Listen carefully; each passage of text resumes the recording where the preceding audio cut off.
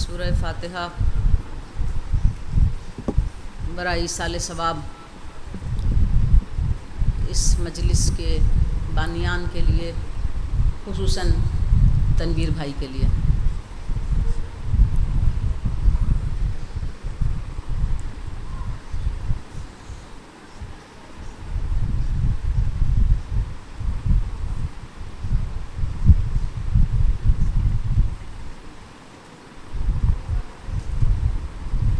اعوذ باللہ من الشیطان الرجیم، بسم اللہ الرحمن الرحیم۔ الحمد للہ الذی خلق اللیل والنہار بقوتہ ومیز بینہما بقدرتہ وجعل لکل واحد منہما حدا محدودا وامدا ممدودا۔ الصلاۃ والسلام علی سید المرسلین خاتم النبیین سیدنا الممجد بشیرنا المؤید المصطفی الامجد محمود الاحمد بالقاسم محمد۔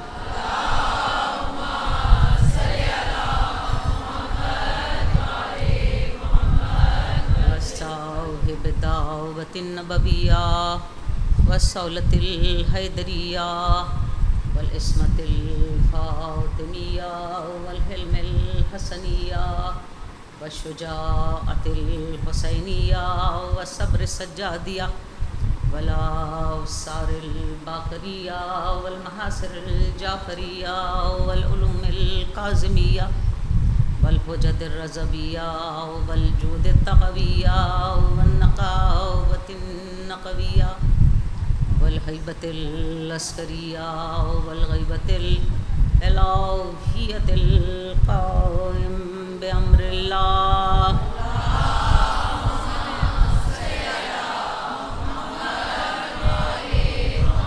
اما بعد فقد قال اللہ تبارک و تعالی فی کتابہ المحکم وخطابہ المتقن وقولہ احسن۔ بسم اللہ الرحمن الرحیم والفجر والیال عشر والشفع والوتر واللیل اذا یسر هل فی ذلک قسم للذی حجر الم تر کیف فعل ربک بعاد ارم ذات العماد التی لم یخلق مثلها فی البلاد وثمود الذین جابوا الصخر بالواد وفرعون ذی الاوتاد فاکثرهم فیہ الفساد فصب علیہم ربک صوت العذاب ان ربک لبالمرصاد۔ صلوات۔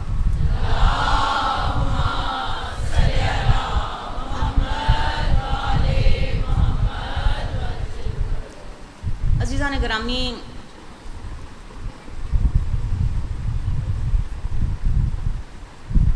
اسلامی تاریخوں میں یا مہینوں میں اسلام کی تاریخ سے پہلے سے وہ مہینے جو مختلف نام رکھتے ہیں، محرم، صفر، ربیع الاول، ربیع الثانی، یہ سارے پری اسلامک نیمز ہیں۔ ان مہینوں میں 4 مہینے ماہ حرام یا احترام کے قرار دیے گئے، ایک ذی القعدہ کا مہینہ، ایک رجب کا مہینہ، ایک ذی الحج کا مہینہ اور ایک محرم کا مہینہ۔ ان ایام میں، ان مہینوں میں عرب نہ جنگ کرتے تھے، لڑائیاں بند کر دیا کرتے تھے اور ان کو احترام کی نظر سے دیتے تھے۔ دین کی تاریخ میں ان ایام کو ان مہینوں کو خاص اہمیت حاصل ہے، خصوصاً ذی الحج اور محرم۔ ذی الحج کا مہینہ ایک قربانی سے عبارت ہے، وہ قربانی جو پائے تکمیل تک نہیں پہنچ سکی، لیکن اس قربانی میں اطاعت اپنے منزل کمال پر ہے۔ محرم وہ مہینہ ہے جس میں وہ قربانی اپنے منزل کمال کو پہنچی، مٹیریلائز ہوئی، مکمل ہوئی، اور تاریخ دین کی سب سے بڑی قربانی ٹھہری، جسے ذبح عظیم کے نام سے قرآن مجید نے یاد کیا۔ اور یہ قربانی اطاعت اور صبر کے منزل کمال پر ہے۔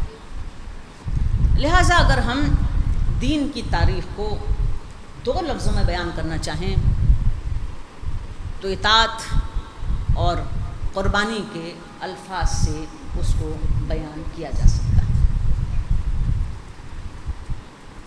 عزیزان گرامی، ہم ان تقاریر میں اسی عظیم قربانی جو ذبح عظیم ہے، جو محرم میں مٹیریلائز ہوئی، اس پر آپ کے سماعت کے پیش نظر کچھ باتیں پیش کریں گے جو ہماری سمجھ اور عقل میں آتی ہیں اور جس سے آپ بھی فائدہ اٹھا سکیں گے۔ یہ ماہ جو اطاعت اور قربانی کا ماہ ہے، وہ قربانی جو ذبح عظیم ہے۔ بات یہ ہے کہ قربانی کا کرائٹیریا کیا ہوتا ہے۔ ذی الحج کے مہینے میں آپ نے جانوروں کی قربانی کی، حج کے اختتام پر، مکمل ہونے پر، تو اس قربانی کے لیے کرائٹیریا یہ ہے کہ جانور یا جو قربان کرنے کے لیے لائے گئے ہیں وہ بے عیب ہوں۔ عیب دار جانور کی قربانی قبول نہیں کی جاتی۔ اب وہ قربانی جو حج کی تکمیل کے لیے کی جائے، اس میں اتنی احتیاط ملحوظ خاطر رہے کہ قربان ہونے والی شے یا جان وہ بے عیب ہو، تو وہ قربانی جو خدا کی بارگاہ میں پیش کی جائے، خدا کے لیے دی جائے، اس قربانی کا کیا کرائٹیریا ہونا چاہیے؟ اس کا بھی تو کوئی کرائٹیریا ہونا چاہیے نا۔ سورہ مائدہ میں جناب آدم اور ان کے بیٹوں کا جب تذکرہ کیا قرآن مجید نے قربانی کے حوالے سے، تو اس کرائٹیریا کو بیان کر دیا۔ ارشاد ہوا وَاتْلُ عَلَيْهِمْ نَبَأَ بَنِي آدَمَ بِالْحَقِّ إِذْ قُرَبَا قُرْبَانًا فَتَقَبَّلَ مِنْ أَحَدِهُمَا وَمَنْ يَتَقَبَّلُ مِنْ الْآخَرِ قَالَ لَا أُقْتِلَنَّكَ قَالَ إِنَّمَا يُتَقَبَّلُ اللَّهُ مِنَ الْمُتَّقِينَ۔ آدم کے 2 بیٹوں کے درمیان میں تکرار ہوئی، اور اس تکرار کے نتیجے میں یہ طے پایا کہ کون اللہ کے مقرب ہے،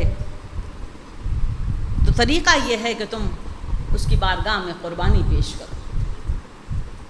تو قرآن مجید نے کہا وَاتْلُ عَلَيْهِمْ نَبَأَ بَنِي آدَمَ بِالْحَقِّ إِذْ قُرَبَا قُرْبَانًا۔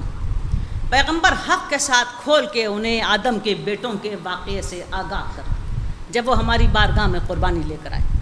فَتَقَلَّبَ مِنْ أَحَدِهُمَا وَمَنْ يَتَقَلَّبُ مِنَ الْآخَرِ۔ ہم نے ایک کی قربانی کو قبول کر لیا اور دوسرے کی قربانی کو رد کر دیا۔ جس کی قربانی کو رد کیا قال لا اقتلنک، اس نے قبول ہونے والے بھائی کی قربانی جس کی قبول ہوئی تھی اسے دھمکی دی کہ میں تمہیں قتل کر ڈالوں گا۔ جواباً اس نے کہا انما یتقبل اللہ من المتقین، تو مجھے قتل کر کے کیا حاصل کرو گے؟ اللہ کا ایک کرائٹیریا ہے قربانی کے قبول کرنے کا، وہ یہ کہ اللہ متقین کی قربانی قبول کرتا ہے۔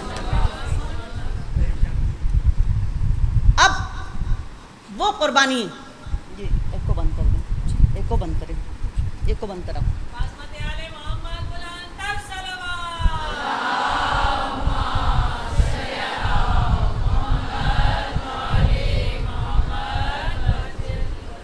اب وہ قربانی جو آدم کے بیٹوں نے دی، اس میں کرائٹیریا کیا رکھا گیا؟ وہ کرائٹیریا یہ تھا کہ ہم متقی کی پرہیزگار کی یا ذمہ دار کی یا رسپانسبل کی، جو اللہ کی طرف رسپانسبل ہے، بندگان خدا کی طرف رسپانسبل ہے، اس کی قربانی کو قبول کریں گے۔ یہ کرائٹیریا ہے قربانی کا قرآن مجید میں بیان کیا۔ اب اس کرائٹیریا کے اوپر دو چیزیں ہمارے سامنے آتی ہیں، ایک ہے جان فروشی، جان کا بیچنا، اور ایک ہے دانش فروشی، عقل کا بیچنا، مفادات کا سودا کرنا، ایک ہے جان کا سودا کرنا۔ یہ جان فروشی وہی کر سکتا ہے جو صاحب خشیت ہو، ذمہ دار ہو، رسپانسبل ہو اور متقی ہو۔ اس جان فروشی کو، جان دینے کو خداوند عالم نے اس مقام اور بلندی پر پہنچایا کہ جان دینے سے اس کی جان ختم نہیں ہوتی، بلکہ ایک ایسی زندگی میں داخل ہو جاتی ہے جو ہمیشہ ہمیشہ باقی رہنے والی زندگی ہے۔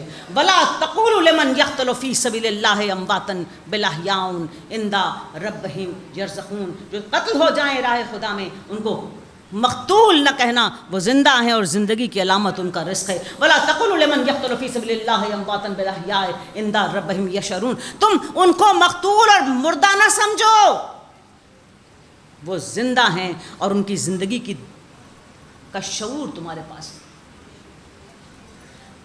تو وہ قربانی جو دین کی تاریخ کی سب سے بڑی قربانی ہے، جسے ذبح عظیم کہتے ہیں، معمولی قربانی کے لیے جناب آدم کے بیٹوں کی قربانی کوئی بہت بڑی دینی معاملہ نہیں تھا کہ جہاں پر انہیں دین کے لیے جان فروشی کرنی پڑتی۔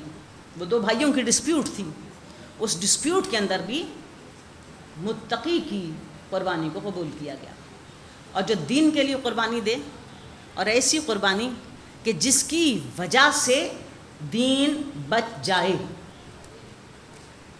مولانا ابوالکلام آزاد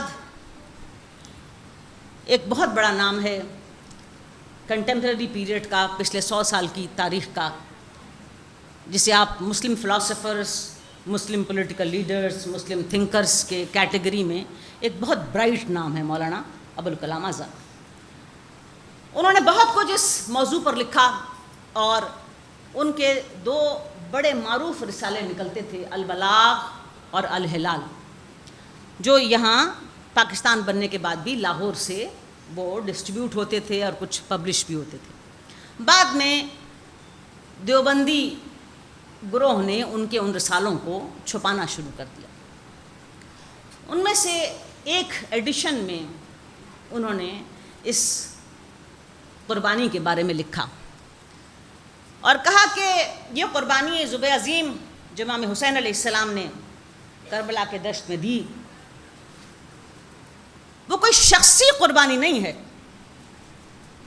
کوئی شخصی واقعہ نہیں ہے، کسی انڈیویجول کا ایکٹ فار پرپز آف اس پرسونا نہیں ہے، بلکہ یہ حقیقت دین ہے۔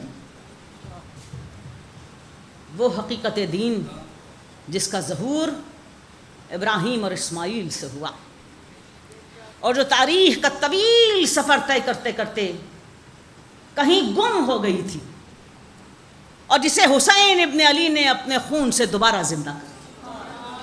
اور جناب علامہ اقبال نے اس فلسفے کو، اس موضوع کو اپنے شعر میں جب ڈھالا تو کہا، غریب و سادہ و رنگی ہے داستان حرم، نہایت اس کی حسین ابتدا اسماعیل۔ تو یہ ہے داستان ذبح عظیم۔ عزیزان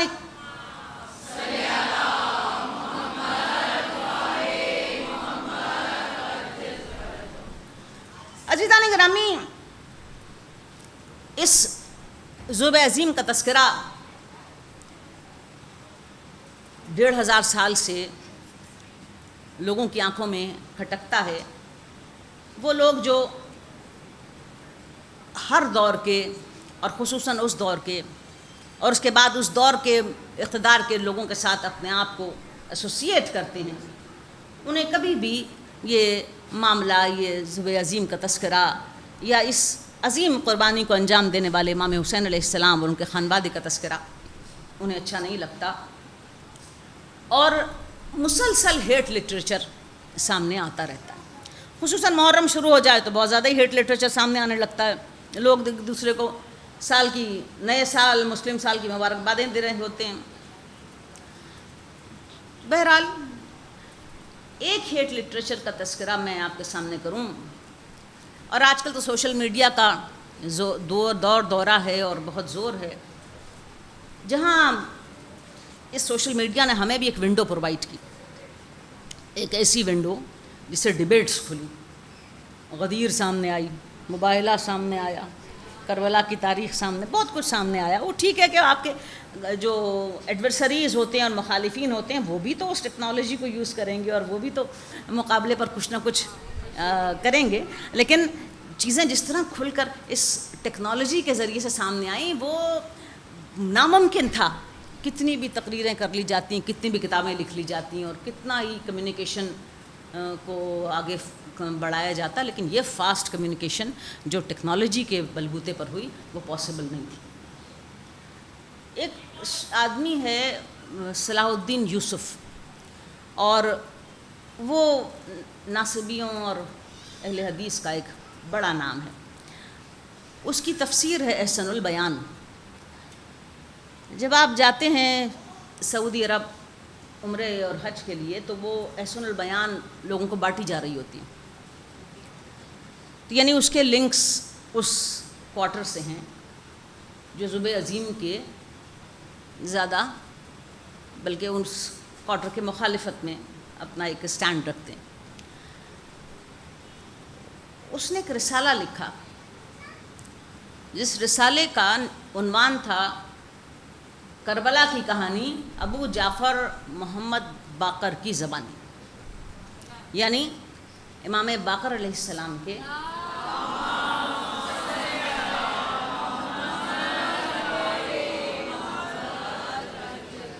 نام سے اس نے ایک واقعہ گھڑ دیا، اور اس میں یہ لکھا کہ امام باقر علیہ السلام یہ ارشاد فرماتے ہیں کہ میرے دادا کو جب آپ کربلا کے لیے نکل رہے تھے تو لوگوں نے بہت منع کیا، خاندان کے بزرگوں نے، بہی خواہوں نے، کہ آپ اس سفر کی طرف نہ نکلیں، اس میں سوائے نقصان کے کچھ نہیں ہے۔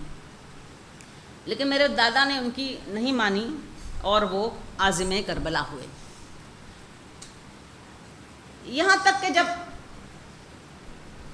یزید کے فوجوں کے نرغے میں آنے کا ایک معاملہ ہو گیا تو آپ نے 3 شرائط ان کے سامنے رکھی۔ پہلی شرط یہ تھی کہ مجھے خود شام کی طرف جانے دو اور میں یزید کے ساتھ مذاکرات اور نیگوشیٹ کر کے اپنے معاملے کو خود سیٹل کر لوں گا۔ اگر تمہیں یہ قابل قبول نہیں ہے تو مجھے کسی سرحدی علاقے کی طرف جانے دو، میں وہاں مملکت اسلامیہ کی حفاظت کروں گا۔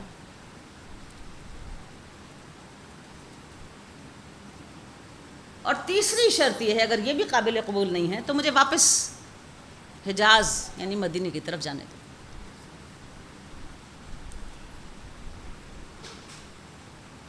اور پھر جس وقت جناب مسلم کی شہادت کی خبر آئی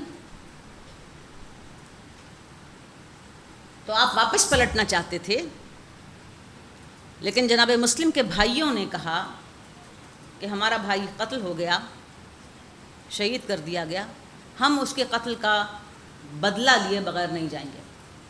تو امام حسین علیہ السلام نے ارشاد فرمایا کہ بے شک تم لوگوں کے بغیر زندگی کا مزہ نہیں ہے اور میں اس سفر پر آگے بڑھوں۔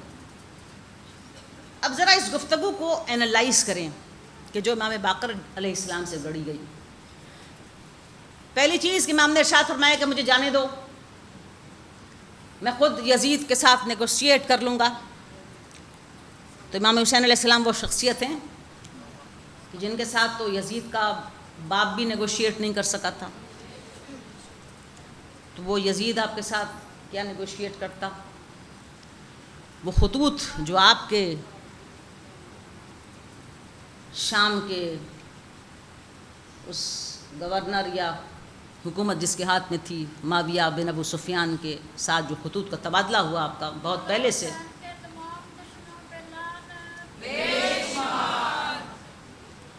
وہ خود حیران کن ہیں اور پڑھنے کے قابل ہیں کہ جس میں آپ نے اپنے انسٹانس کو واضح کر دیا تھا. تو یہ ایک من گھڑت بات.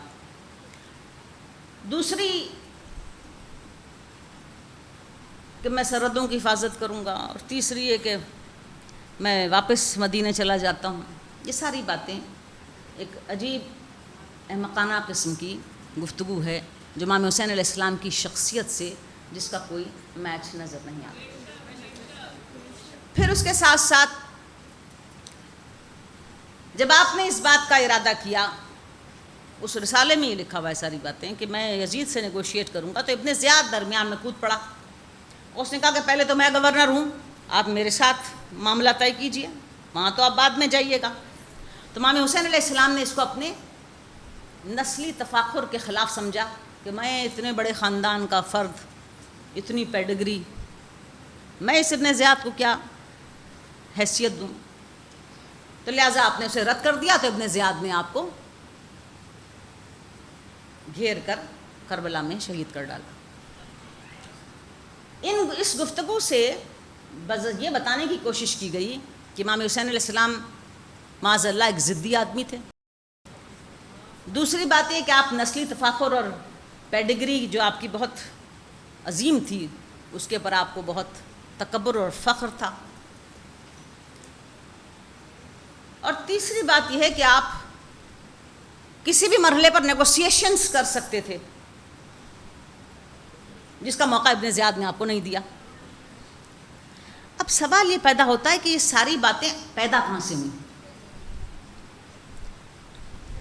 اس شرائط کو اور ان باتوں کو تین مورخوں نے، تین لوگوں نے لکھا. ایک ابن تیمیہ نے جو آل محمد کے خلاف باتیں گھڑنے میں ماسٹر ہیں، دوسرا ابن کثیر نے، اور تیسرے طبری نے.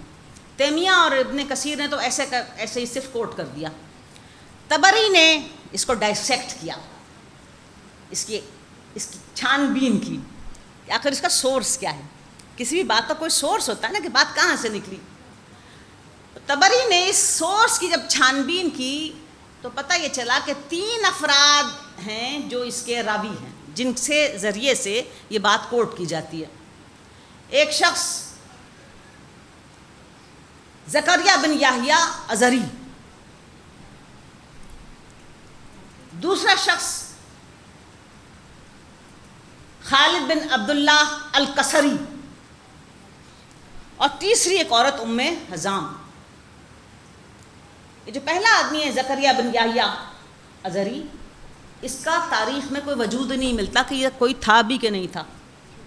ایک جھوٹا مجہول، اس کا کوئی عطا پتہ نہیں ہے تاریخ میں. یہ اس کا نام ہے، اور اس نام کا کوئی شخص ایگزسٹ بھی کرتا تھا یا نہیں کرتا تھا، یہ بھی اس کا کوئی سراغ نہیں ملتا. اسی طرح ام حزام یہ کون تھی، کہاں سے آئی تھی، کیا اس کا حدود اربع تھا، کیا جغرافی تھی، کیا ہسٹری تھی، کیا حقیقت میں یہ عورت ایگزسٹ کرتی تھی نہیں کرتی تھی، کچھ نہیں پتا.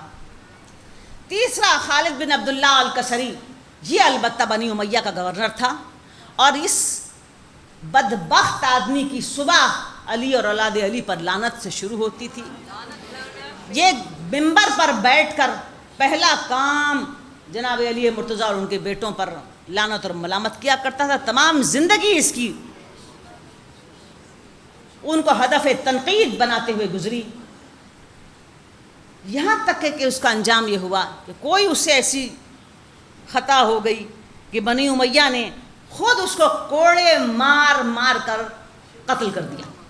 دشمنان اہل بیت پہ لعنت، شہر کے قاتلوں پہ لعنت، بیوی کے بچوں کو ذبح کرنے والوں پہ لعنت، محمد و آل محمد بلند تر سلوات. خوشنودی قائد آل محمد بلند تر سلوات.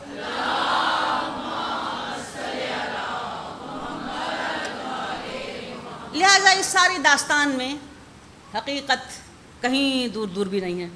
یہ سارا وہ ہیٹ لٹریچر ہے جو ذبح عظیم کی حیثیت اور صاحب ذبح عظیم کے مقام کو گھٹانے کے لیے کیا جاتا ہے. پھر ایک اور اینگل ہے اس ذبح عظیم کو ٹارگٹ کرنے کا اور صاحب ذبح عظیم کو ٹارگٹ کرنے کا اور ان کو ایک کم عقل آدمی ثابت کرنے کا. وہ یہ کہ امام حسین علیہ السلام اہل کوفہ کے ٹریپ میں آ گئے.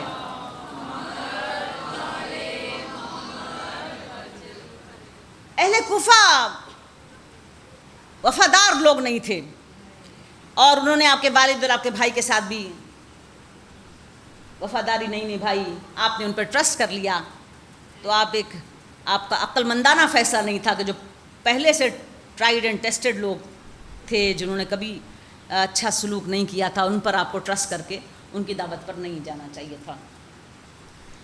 یہ وہ الزام ہے جو بنی امیہ اور اس کے بعد بنی عباس نے پرپیچولی اہل کوفہ پر لگایا، ورنہ حقیقت بھی اس کے برعکس ہے. حقیقت اس کے اتنی برعکس ہے، 180 ڈگری اینگل کا فرق ہے حقیقت میں اور اس پروپیگنڈے میں جو اہل کوفہ کے خلاف کیا گیا. جناب علی مرتضیٰ کے خلاف جب جمل کا لشکر لے کر آئے بصرہ پر صاحبان جمل، جناب امیر کا لشکر کوفے سے بنا. ممبر پر امام حسن اور دوسری سیڑھی پر عمار یاسر اور جناب علی کے اس لشکر کی تیاری سارے اہل کوفہ تھے. صفین کا لشکر بنا، اہل شام جناب امیر کے مقابلے پر آئے. جناب امیر کا سارا لشکر اہل کوفہ سے بنا. نہروان کی لڑائی ہوئی، خارجی ڈٹ کر کھڑے ہوئے، جناب امیر کا سارا لشکر کوفے سے بنا. اور دوسری طرف مدینے کے کیا احوال تھے؟ اگر آپ اہل کوفہ کو دغاباز اور دھوکے باز کہتے ہیں تو قرآن مجید سورہ توبہ میں اہل مدینہ کے بارے میں کیا کہتا ہے؟ وَمِمَّنْ حَوْلَكُم مِّنَ الْأَعْرَابِ مُنَافِقُونَ وَمِنْ أَهْلِ الْمَدِينَةِ مَرَدُوا عَلَى النِّفَاقِ. اے پیغمبر، یہ جو عرب تیرے پاس آتے ہیں نا، ممن حولکم من العراب منافقون، ان میں اکثریت جو ہے منافقوں کی ہے. ومن اہل المدینہ مردوا علی النفاق، اور یہ جو اہل مدینہ ہے نا یہ نفاق میں بڑے سخت ہیں. تو کیسے سخت نہ ہوتے؟ یہ اہل مدینہ تھے، رسول کی لاش پڑی ہوئی تھی، سقیفہ کی کارروائی چل رہی تھی. یہ اہل مدینہ تھے، علی کے گھر پہ دروازہ گرایا گیا، دروازے اور دیوار کے بیچ میں پیغمبر کی بیٹی اور رسی علی کے گلے میں. اہل مدینہ تھے، گھر جلا علی کے اہل مدینہ تھے. اس مدینہ میں رات کو جناب فاطمہ زہرا کی تدفین کا ہونا اور اہل مدینہ کو شرکت کی اجازت نہ دینا، یہ اہل مدینہ کے نفاق کی علامت نہیں. پھر یہی مدینہ تھا جنازے پر امام حسن علیہ السلام کے تیر چلے تھے، یہی مدینہ تھا. اور رات کو امام حسین علیہ السلام نے 28 رجب خاموشی سے مدینہ چھوڑ کر مکے کا سفر اختیار کیا تھا. ومن اہل المدینہ مردوا علی النفاق، نفاق سے بھرپور ہیں. دوسری طرف کوفہ، آپ شہدائے کربلا کی ساری لسٹ کو اٹھا کر دیکھ لیجئے، سوائے بنی ہاشم کے جو مدینے سے آئے اور 1-2 افراد جو یمن اور بصرہ سے ہیں، باقی سارا قافلہ امام حسین علیہ السلام کو کوفے سے بنا. یہ الزام جو اہل کوفہ پر لگایا گیا اس کی وجہ یہ تھی کہ اہل کوفہ ہر بار آل محمد کے ساتھ کھڑے ہو جایا کرتے تھے. جس وقت معاویہ اس دنیا سے رخصت ہوا اور یہ خبر اہل کوفہ کو ملی کہ امام حسین علیہ السلام نے یزید کی بیعت سے انکار کر دیا اور آپ مدینہ چھوڑ کر مکے چلے گئے، تو پیغمبر کے بزرگ صحابی سلیمان بن سروہ خزائی نے اپنے گھر پر ایک میٹنگ کا انعقاد کیا. اب اس میٹنگ میں اس گھر میں کتنے لوگ جمع ہوئے ہوں گے؟ عرب کے پرانے مٹی کے گھر، اور بنی امیہ کی جاسوسیوں کے جال، اس میں کتنے لوگ جمع ہو گئے ہوں گے اس گھر میں، مٹی کے گھر میں، چھوٹے سے گھر میں 150، اور ممکن نہیں ہے کہ 100 آدمی بھی جمع ہوا ہو۔ اس مجمع کے سامنے سلیمان بن سروِ قضائی نے ایک چھوٹی سی تقریر کی، اور انہوں نے ارشاد فرمایا کہ امام حسین علیہ السلام مدینہ چھوڑ کر مکے چلے گئے ہیں، اور آپ نے اس طرح حاکم وقت کی جو یزید بن گیا ہے، ایک جبار کے بعد دوسرا جبار مسلط ہو گیا، اس کی بیعت سے انکار کر دیا۔ تو اس وقت ایک موقع ہے کہ آپ وہ تمام لوگ جو اپنے آپ کو ان کے والد کے شیعہ کہتے ہو، ان کی مدد کرو، اور اگر آپ اپنے دل میں حوصلہ پاتے ہو تو ہم انہیں یہاں دعوت دیں، انہیں بلائیں، لیکن ایسا نہ ہو کہ آپ کے دل کی کمزوری ان کی جان کے لیے خطرہ بن جائے۔ سب نے کہا نہیں نہیں، ہم اس بات کے لیے تیار ہیں کہ امام حسین علیہ السلام کو بلایا جائے، اور اب ہم ان جبارین سے تنگ آ چکے ہیں۔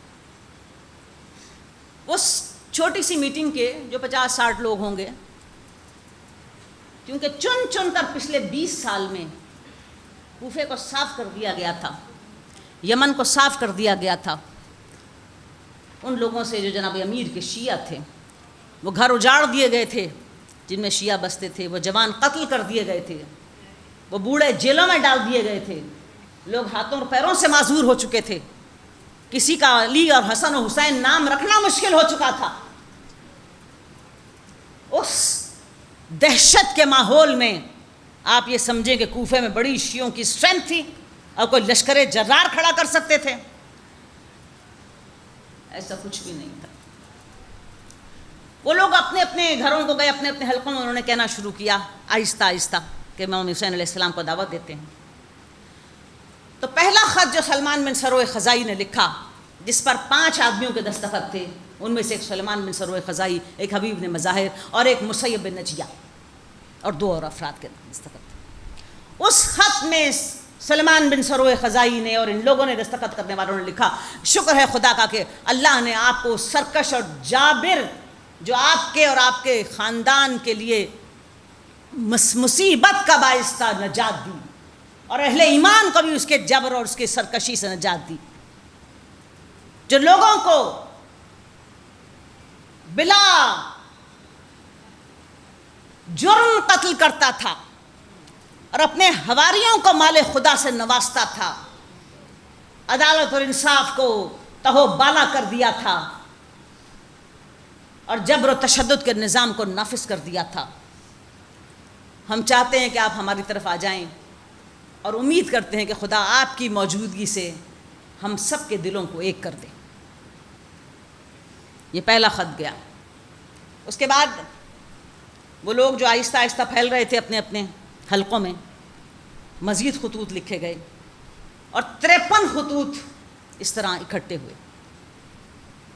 ایک خط کا گچھا لے کر قیس بن مسر سیدادی اور ان کے ساتھی امام حسین علیہ السلام کی خدمت میں پہنچے۔ یہی قیس بن مسر سیدادی ہیں جن کو امام حسین علیہ السلام نے خط کا جواب لکھ کر بھیجا، اور جنہیں قادسیہ کے مقام پر ابن زیاد کی فوجوں نے گرفتار کیا اور وہیں پر ان کو شہید کر دیا۔ یہ سارے وہ لوگ ہیں جو فدائی ہیں امام حسین علیہ السلام کے۔ ایک اور خط کا گچھا لے کر سعید بن عبداللہ اور ہانی ابن ہانی امام حسین علیہ السلام کی طرف گئے۔ اور یہ کون ہے سعید بن عبداللہ اور ہانی ابن ہانی؟ یہ وہ ہیں جو کربلا کے لشکر میں شریک تھے، قافلے میں شریک تھے امام حسین علیہ السلام کے۔ اور جب سخت آپ نماز ظہر کے لیے کھڑے ہوئے اور تیروں کی برسات شروع ہوئی تو سعید بن عبداللہ اٹھ کر کھڑے ہوئے، امام حسین علیہ السلام کے سامنے کھڑے ہو گئے، ہر آنے والے تیر کو اپنے سینے پر لیتے تھے۔ 2 رکعت نماز ختم ہوئی امام حسین علیہ السلام کی، اور سعید بن عبداللہ نیچے گر گئے، اور آپ نے دامن پکڑ کر فرزند رسول سے ارشاد فرمایا، آپ نے میری خدمت کو قبول فرمایا۔ تو ہر وہ شخص جس نے خط لکھا تھا وہ یا تو کربلا میں تھا یا عین الوردہ کے مقام پر توابین کی اس تحریک میں شامل تھا جو بنی امیہ کے خلاف شیعہ نے علی نے برپا کی تھی. لیکن اس کے ساتھ ساتھ تاریخ ہی لکھتی ہے کہ 12,000 خطوط امام حسین علیہ السلام کے پاس پہنچ گئے. یہ 12,000 خطوط لکھنے والے لوگ کون تھے؟ جب بات آہستہ آہستہ کوفے میں پھیلنے لگی کہ شیعہ نے علی حسین ابن علی کو دعوت دے رہے ہیں، تو وہاں شیعہ نے معاویہ بھی موجود تھے، شیعہ نے بنی امیہ بھی موجود تھے، انہی سے بھرا ہوا تھا کوفہ. ایک ٹریپ بچھایا گیا، ایک جال بچھایا گیا کہ امام حسین علیہ السلام اگر مدینے سے بچ نکلے ہیں تو کہیں مکے میں ٹھہر نہ جائیں، انہیں گھیر کر لاؤ کوفے میں تاکہ یہاں پر ان کے ساتھ معرکہ برپا کیا جا سکے. پھر وہ خط لکھے گئے جن کے عنوان عجیب و غریب تھے، جس میں یہ لکھا گیا: کھیتیاں لہلہا رہی ہیں، میوے درختوں پر پک چکے ہیں، چشمے اور تالاب پانی سے بھر چکے ہیں، لشکر جرار تیار کھڑے ہیں، آپ فوراً کوفے کا رخ کریں. یہ کون سے الفاظ ہیں؟ یہ جاں فروشی کے الفاظ ہیں. جن الفاظ میں یہ خطوط لکھے گئے یہ جاں فروشی کے الفاظ ہیں. یہ دانش فروشی اور دین فروشی کے الفاظ ہیں. اور ان خطوط پر دستخط کرنے والے عمرو بن حریث، شبس بن ربیع جیسے لوگ شامل ہیں جو قاتلان امام حسین علیہ السلام. یہ 12,000 خطوط کے بنڈلز جو امام حسین علیہ السلام کے پاس پہنچے، وہ سارے ایک ٹریپ کے تحت پہنچائے گئے کہ آپ کو گھیر کر کوفے لایا جائے. در حقیقت ان میں سے صرف وہ 53 یا 54 خطوط جو امام حسین علیہ السلام کے شیعوں نے آپ کو لکھے تھے، وہی خطوط ان جانثاروں کے خطوط تھے جو جاں فروشی کے لیے تیار تھے. ان میں سے ایک آدمی بھی بیک آؤٹ نہیں کیا.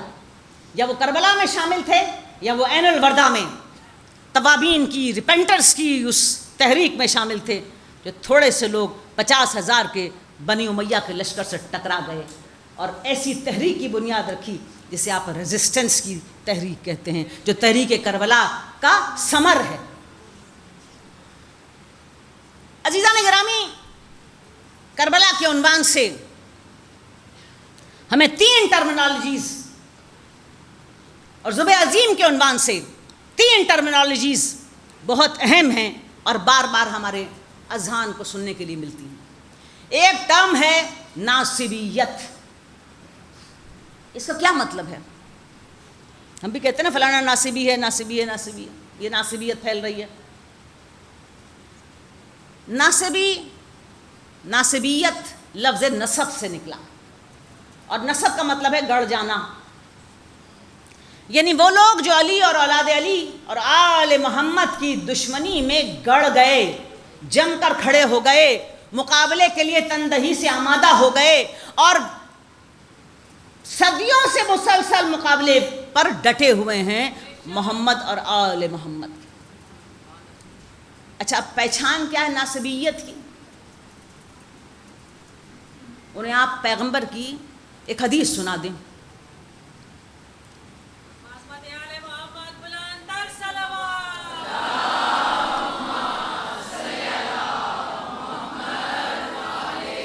پیغمبر نے ارشاد فرمایا کہ علی سے محبت نہیں کرے گا مگر وہ جو مومن ہوگا، اور علی سے دشمنی نہیں رکھے گا مگر وہ جو منافق ہوگا. بس ایک یہ حدیث کسی مسجد پر لکھ دیں، کسی دیوار پر، کسی پوسٹ پر، کسی خط میں، کسی واٹس ایپ گروپ پہ، پھر دیکھیے ریاکشن. پیغمبر کی حدیث بھی علی کے حق میں برداشت نہیں ہوتی. یہ ہے ناصبیت.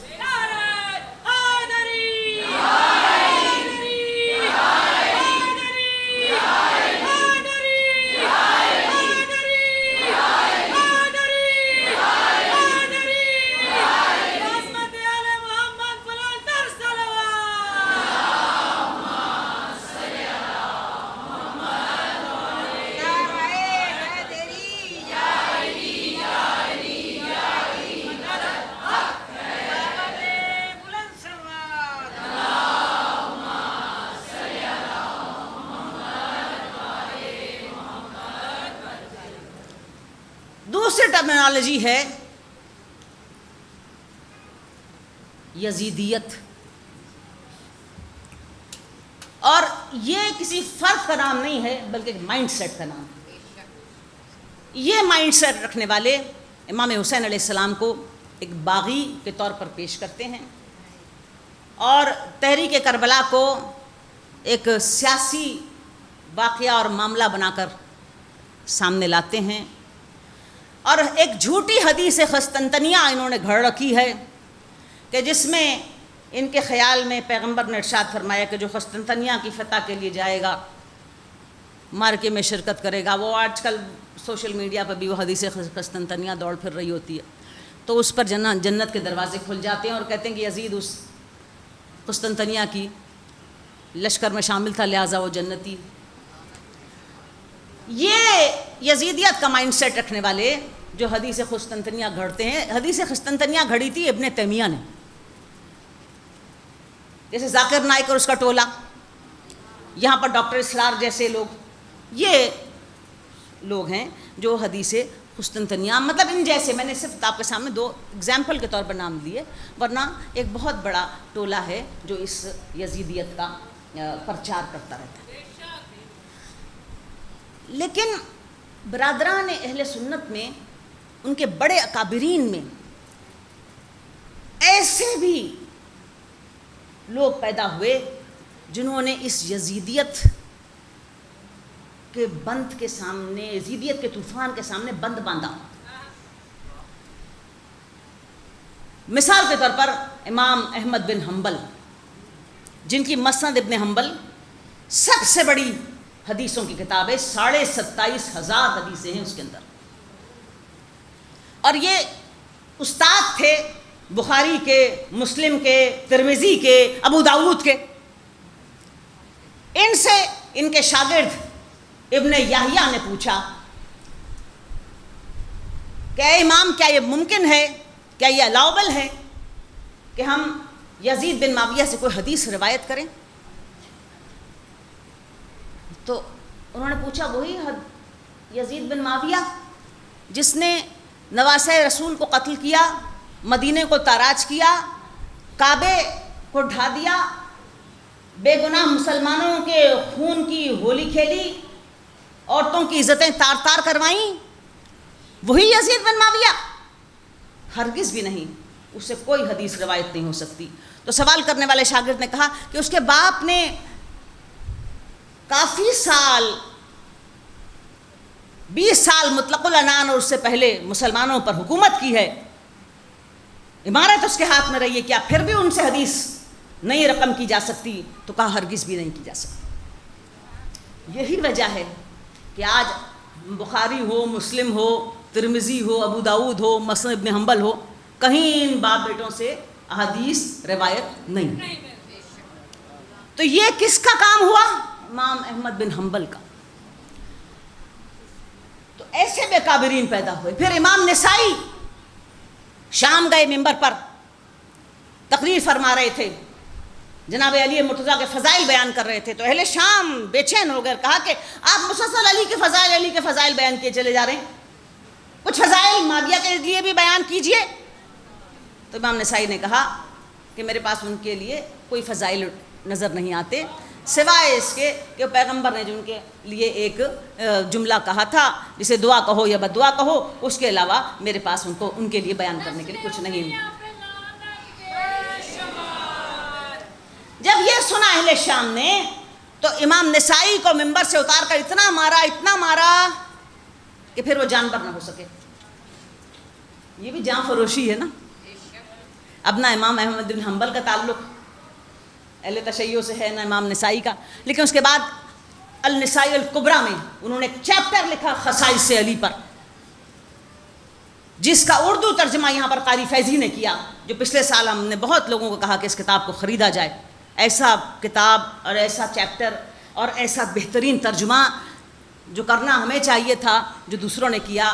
تو وہ خصائص علی کا پورا باب باندھا جو پوری کتاب پر مشتمل ہے، اور اتنے بہترین جناب علی کے فضائل اس میں امام نسائی نے جمع کیے۔ تو ایسے بھی لوگ تھے یزیدیت کے مقابلے پر کہ طوفان کے آگے بند باندھنے والے. پھر تیسری ٹرمنالوجی ہے حسینیت. اب یہ حسینیت کی ٹرمنالوجی کو سمجھنے کے لیے بخاری، مسلم، مستدرک کے حاکم اور مسند ابن حنبل سے ایک روایت جو ابو سعید خضری سے بیان ہوئی. ابو سعید خضری کہتے ہیں، یہ چاروں کتابوں نے اس کو روایت کو لکھا، کہ ابو سعید خضری کہتے ہیں کہ مدینے میں ہم تھے اور عید کا روز آیا اور میں نے دیکھا کہ عید کی نماز کے لیے لوگ جمع ہو رہے ہیں. ہم بھی مسجد نبوی میں جمع تھے تو مروان تیز تیز بھاگ کر ممبر کی طرف تقریر کرنے جا رہا ہے، چونکہ مروان گورنر تھا. تو میں نے مروان سے کہا کہ خطبے کے لیے کہاں بھاگے جاتے ہو؟ پیغمبر کی سنت یہ ہے کہ پہلے نماز ہوگی اس کے بعد خطبہ ہوگا. تو مروان نے جواب دیا کہ ابو سعید ہم نے وہ ساری باتیں بھلا دیں، اب پہلے تقریر ہوگی اور بعد میں نماز ہوگی. کیوں؟ وہ تقریروں میں جناب علی مرتضیٰ آپ کے بیٹوں کو لعنت اور ملامت کیا کرتے تھے، گالیاں دیتے تھے، بنی امیہ گالیاں دیتے تھے، لعنت اللہ علی ابو تراب کہتے تھے. تو لوگ نماز پڑھ کے چلے جاتے تھے اور ان کی تقریریں نہیں سنتے تھے.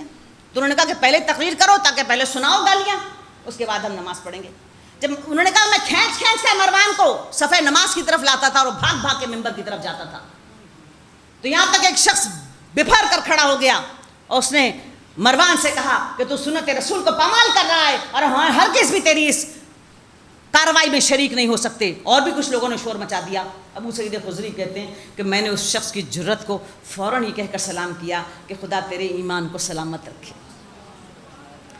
اچھا، ایمان کی جو 3 اسٹیجز پیغمبر نے بیان کی، ان میں پہلی اسٹیج یہ ہے کہ جب تم دین میں بگاڑ دیکھو تو اس کو طاقت سے روکنے کی کوشش کرو. اگر طاقت سے اس بگاڑ کو نہ روک سکو تو زبان سے اس کو روکنے کی کوشش کرو، اور اگر زبان سے بھی نہ روک سکو تو اسے کم از کم دل میں برا سمجھ کر اسے اڈاپٹ نہ کرو. تو اس شخص نے طاقت کے زور پر تو نہیں، زبان کے زور پر اس مروان کو اس شرارت سے روکنے کی کوشش کی. تو جس پر ابو سعید خضری نے کہا کہ خدا تیرے ایمان کو سلامت رکھے، کم از کم تو نے زبان سے ان کا مقابلہ کیا.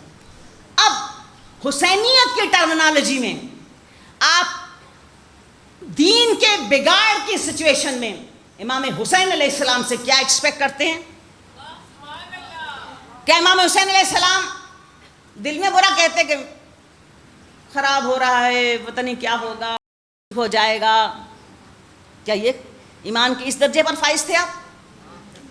یا آپ بھی مسجد میں کھڑے ہو کر تھوڑا بہت شور مچاتے، 2-4 تقریریں کر لیتے اور زبان سے آپ اس کو برا کہہ کر آگے بڑھ جاتے کہ شاید ٹائم جو ہے وہ خود بخود ان چیزوں کو ٹھیک کر دے اور زبان کی حد تک آپ اپنے حق، اپنے فرض کو نبھا دیتے؟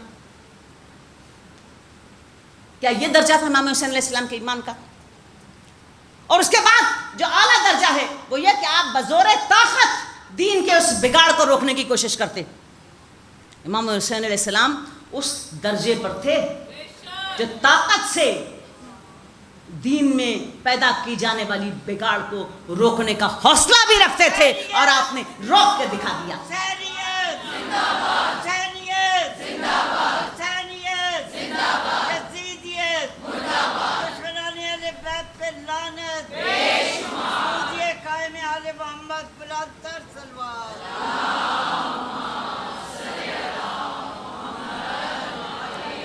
اسی ابو سعید خضری سے روایت ہے، یہی بخاری، ترمذی، مسند ابن حنبل، مستدرک کے حاکم. ابو سعید خضری نے کہا کہ پیغمبر نے ارشاد فرمایا کہ آج ایک ایسا فرشتہ میرے پاس آیا جو اس سے پہلے نہیں آیا تھا، مجھے یہ پیغام دے کر گیا کہ پیغمبر، فاطمہ آپ کی دختر جنت کی عورتوں کی سردار ہے.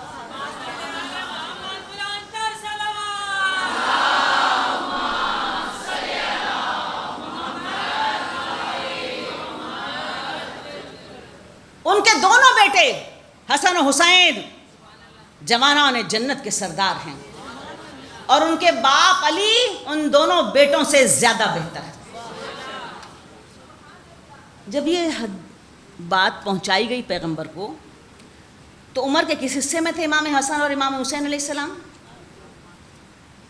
6.5-7 سال کی عمریں، دونوں بھائیوں میں 6 مہینے کا فرق ہے صرف، یہی عمریں تھیں نا پیغمبر کی رحلت کے وقت پر۔ آپ کی کیا عمریں تھیں؟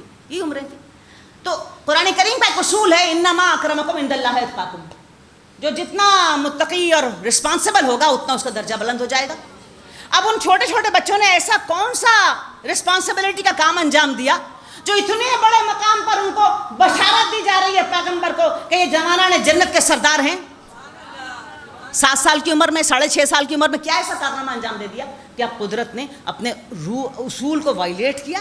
نہیں، اصول کو وائلیٹ نہیں کیا قدرت نے، بلکہ نگاہ قدرت تاریخ کے دریچوں میں اس معاملے کو دیکھ رہی تھی کہ جہاں آل عمران کے اندر ارشاد فرمایا گیا کنتم خیر امت اخرجت للناس تامرون بالمعروف وتنہون عن المنکر وتؤمنون باللہ، تم وہ خیر اور بہترین گروہ ہو، کنتم خیر امت اخرجت للناس، جو ناس میں سے برآمد ہو، تامرون بالمعروف، تمہارے ذریعے سے معروف کے جھنڈے اٹھائے جائیں گے،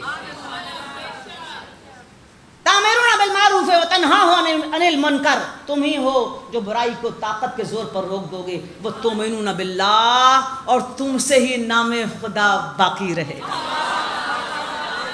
نقش اللہ بر صحرا نوشت، سطر عنوان نجات ما نفشت، وہ حسین ابن علی جس نے کربلا کے صحرا کے اور اس دشت پر اپنے خون سے نقش لا الہ الا اللہ اس طرح لکھا کہ قیامت تک اب اسے کوئی مٹا نہیں سکتا۔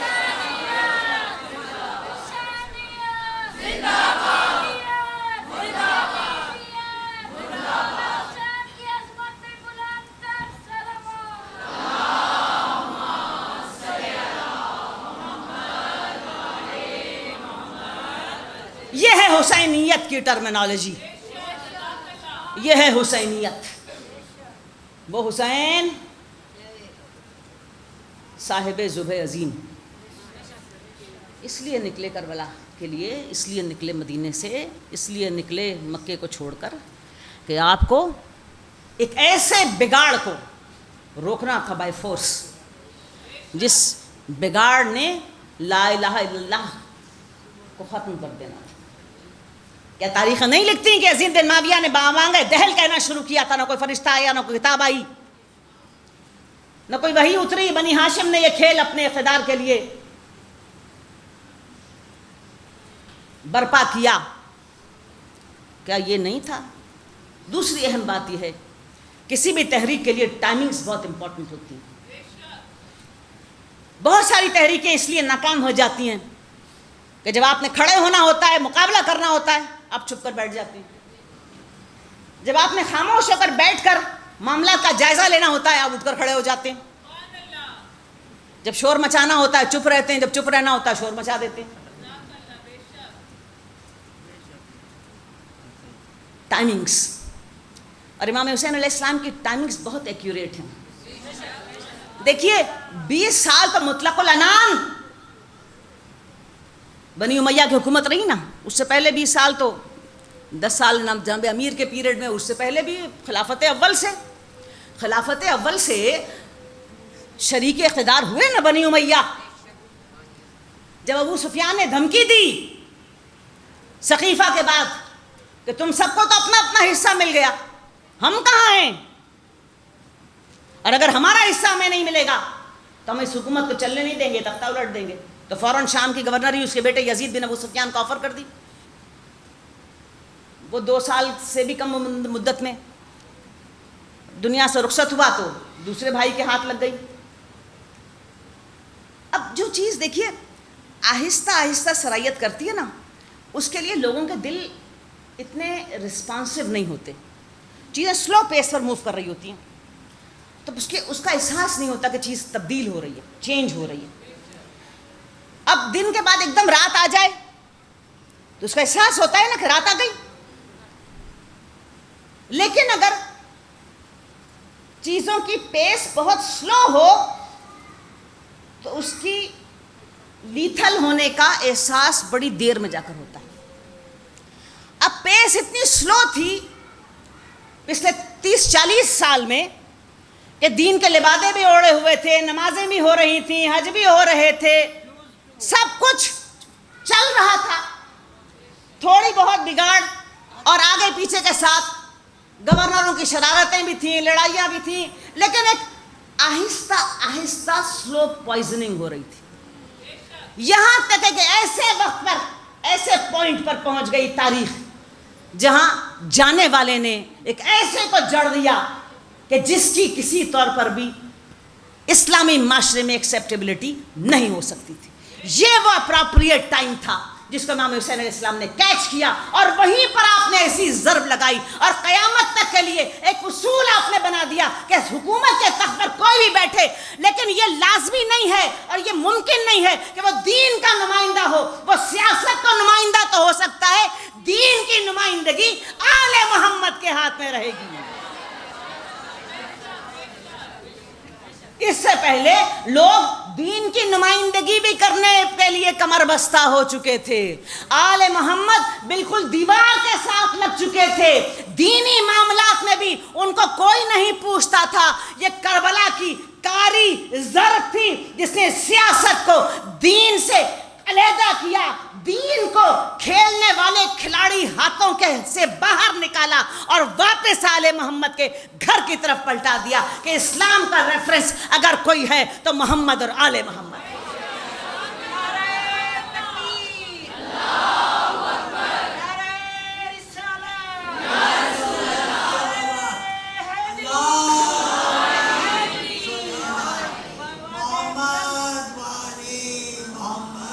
یہ ہے ایکیوریٹ ٹائمنگز.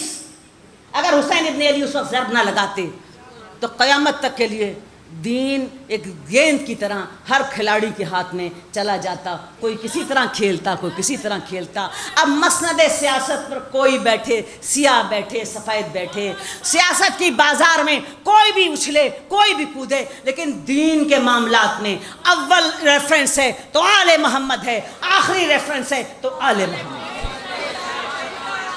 قرآن کے معاملات میں اول ریفرنس ہے تو آل محمد ہے اور آخری ریفرنس ہے تو آل محمد ہے. یہ وہ کربلا کی کاریز, یہ ایکیوریٹ ٹائمنگز امام حسین علیہ السلام کو. ایسی زبردست ضرب لگائی آپ نے, ایسی زبردست ضرب کہ حق اور باطل کو علیحدہ علیحدہ کر دیا. قیامت تک کے لیے حق کیا ہے دین, حق کیا ہے کتاب, حق کیا ہے لا الہ الا اللہ, حق کیا ہے محمد رسول اللہ. حقاؤ کے بنائے لا الہ حسن حسین, حق تو حسین کے ساتھ ہے,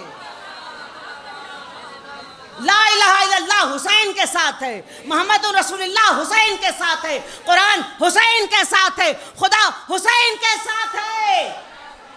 قیامت تک کے لیے یہ فیصلہ حسین ابن علی کی اس کاری ضرب نے کیا جسے ذبح عظیم کہتے ہیں.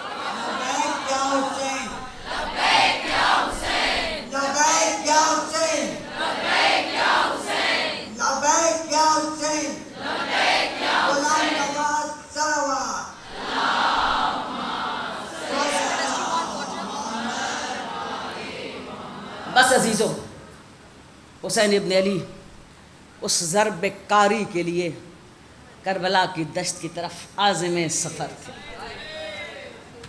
راستے میں مسلم کی شہادت کی خبر آ گئی. جناب مسلم اپنے ساتھ 2 چھوٹے چھوٹے بچے بھی لے کر گئے تھے. دارالعمارہ کی چھت پر جناب مسلم زخمی حالت میں کھڑے ہیں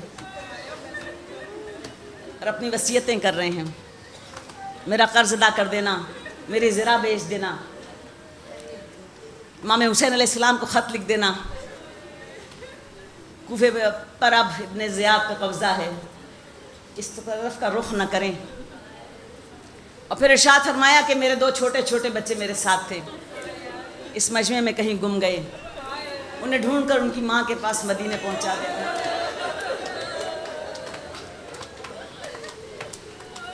مسلم کے بچوں کی تلاش شروع ہوئی, بچے گرفتار ہو گئے. ہائے, اتنے چھوٹے بچوں کے لیے لفظ گرفتاری قید خانے میں تھے، دنوں رات زندان کے رکھوالے کی، کوئی بار بار کہتے تھے کہ ہم آل رسول ہیں، ہمیں تو اس قید سے آزاد کر دے، لیکن وہ خوف سے حکومت کے اس بات پر راضی نہیں ہوتا تھا۔ ایک روز بچے اتنا روئے اور کہا کہ ایسا کر ہمارے تھوڑے سے بال کاٹ لے اور جو قافلہ مدینہ جاتا ہو اس کے حوالے کر دے کہ ہماری مادر گرامی کو دے دیں،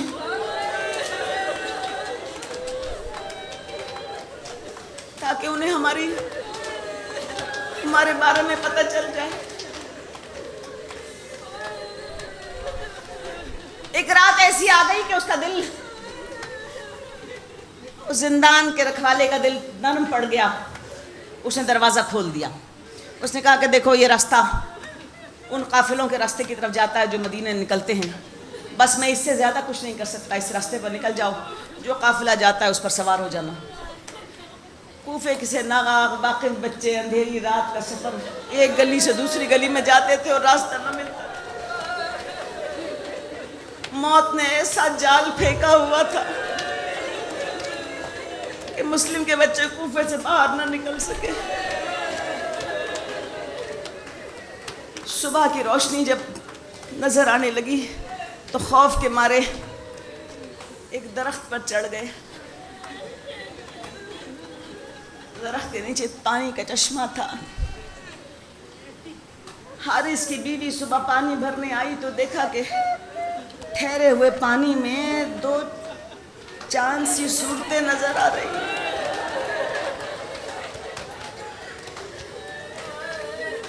سر اٹھا کر اوپر دیکھا تو درخت کی شاخوں سے دو معصوم بچے چپکے ہوئے۔ حیران کن منظر ہے۔ پیار سے کہا نیچے اتر آؤ، بچے خوف سے لرز رہے ہیں، بہت پیار سے کہا نیچے اتر آؤ۔ اتر آئے معصوم بچے، پیار کی زبان گلے سے لگا لیا، کہا تم کون ہو؟ بچوں نے پیار کی گفتگو سنی تو کہہ دیا ہم مسلم کے سر ہیں۔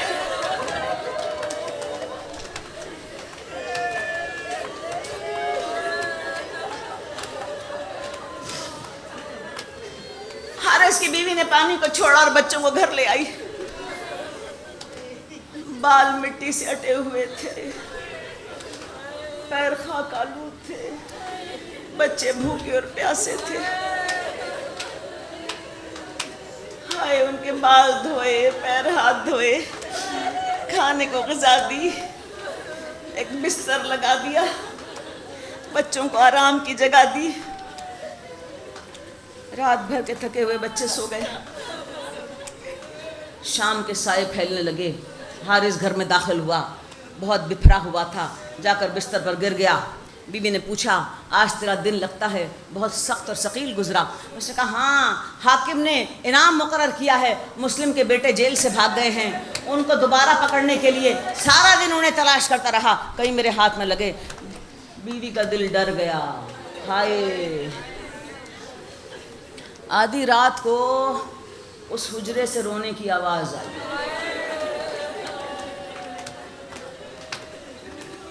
حارث اٹھ گیا، یہ کون رو رہا ہے؟ تو کہا پڑوس میں کوئی بچے روتے ہوں گے، پھر سو گیا۔ پھر آواز ہوئی رونے کی، پھر کہا کون ہے؟ بیوی نے پھر خاموش کرنے کی کوشش کی کہ پڑوس کے بچے روتے ہوں گے، اس کو مانا نہیں۔ اٹھا اور اپنے گھر میں کہا قریب سے آواز آتی، دیکھا کمرہ کھولا تو بستر پر دو بچے ہیں۔ دروازہ کھلا اور پوچھا کون ہو؟ تو بچے ہی سمجھے کہ ہم تو محفوظ ہاتھوں میں ہیں، کہہ دیا مسلم کے پسر ہے۔ ہائے، بس اتنا سننا تھا، بالوں سے پکڑ کر باہر نکالا۔ ارے صبح سے تمہیں ڈھونڈتے ڈھونڈتے یہ وقت ہو گیا، میرے گھر میں چھپے ہو۔ باہر نکالا، ستون سے باندھ دیا۔ اب بیوی رو رہی ہے۔ حارث آل محمد ہیں، حارث پیغمبر کی اولاد ہیں، حارث پیغمبر کی اولاد ہیں۔ ایک نہ سنی، صبح دریا پر لے کے چلا، ہائے تلوار نکالی، ایک بچے کو ضرب لگانا چاہا تو اس نے آگے بڑھ کر اس کے ہاتھ کو تھام لیا. حارث یہ چھوٹا بھائی ہے, تم میرے سر پر ضرب لگا. چھوٹے کو چھوڑا, بڑے کو پکڑا. چھوٹے نے پیر پکڑ لیے. حارث میرے سامنے میرے بھائی کو نہ مار. ارے اس ششو پنج میں حارث نے یکے بعد دی کرے بچوں کے